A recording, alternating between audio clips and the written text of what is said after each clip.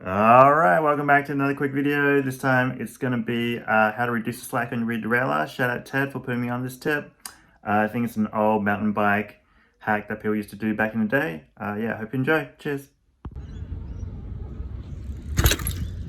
Alright, let's do that in slow-mo. You can see here, the derailleur goes down and then bang, goes back up. So yeah, we're going to try to stop that. Here's another one. Alright, let's do that in slow-mo, coming down here, bends out, and then clang. Yeah, that's not good. Alright, here's the bike. Yeah, so originally when I put the derailleur on, I think it was going to be fine because when I turned it, it didn't touch the rear stays at all. But as soon as the chain gets a little bit of slack, it's gonna bang there on the derailleur. So what we want to do now is basically reduce the pivot point here, so it only swings on the bottom. I think a few of the newer derailleurs actually have this technology where it doesn't move, so we're going to try to mimic that. First thing you do is, yeah, just take the derailleur off. Basically, I didn't undo my chain, so I just ended up undoing one of the cage bolts to get the chain off. But yeah, you can take off your chain. Don't forget to undo your gear cable. Here's the derailleur taken off. So I have this little washer here. This washer is going to fit over that rear bolt there. But what we want to do is get rid of that spring inside. So yeah, there's a little kind of clip here that you just push off. You just got to align it to the little B limit plate there. It has a little gap for it to come out, and you pull it off. And then once you pull it off, there's a little spring inside. So yeah, we're going to take that out. So what some people do here, they just put washers on top.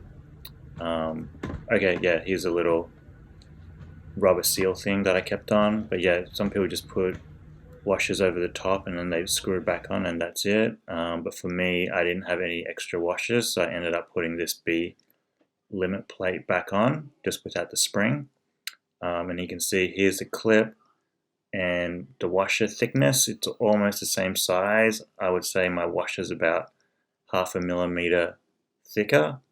And then yeah, I just put that on top. It seemed to fit pretty perfect, and it'll be a nice flat area for the rear hanger to kind of sit next to or sit flush against.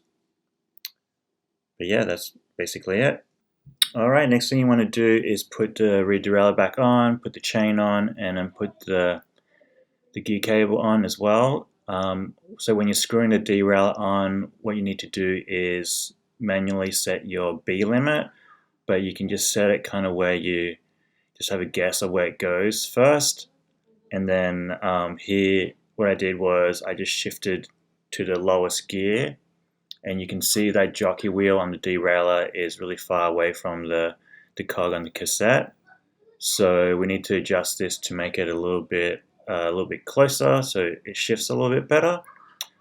So yeah, I just put one hand on the rear derailleur where it turns, and then undo it a little bit, and that will help get the jockey wheel a little bit closer, and then you tighten it back up again. And basically it's just kind of tweaking this until it works both for the lowest gear and the highest gear. You can see it's pretty close there, and then yeah, here I'm just kind of adjusting kind of back and forth, trying to get the best of both worlds. Since it's just going to be on that one pivot, you want to make sure it works as best it can. Alright, here's the final position of my derailleur. You can see this on the lowest gear, and then here's on the highest gear, just to give you kind of the indication of how mine is set up. And then yeah, here I'm just going through the gears, just showing you how it works.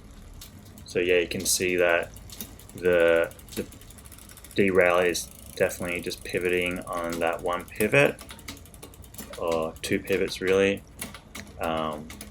But yeah, that's going to help reduce any chain slap, hopefully.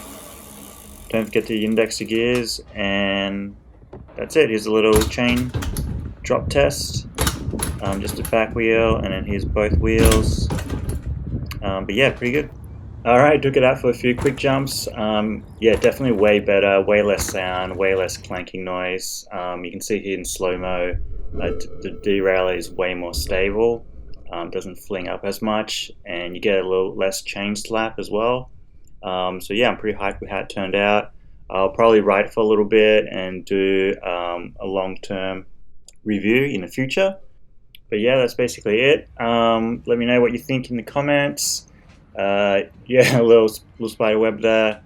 But yeah, stay tuned for the next video. Cheers.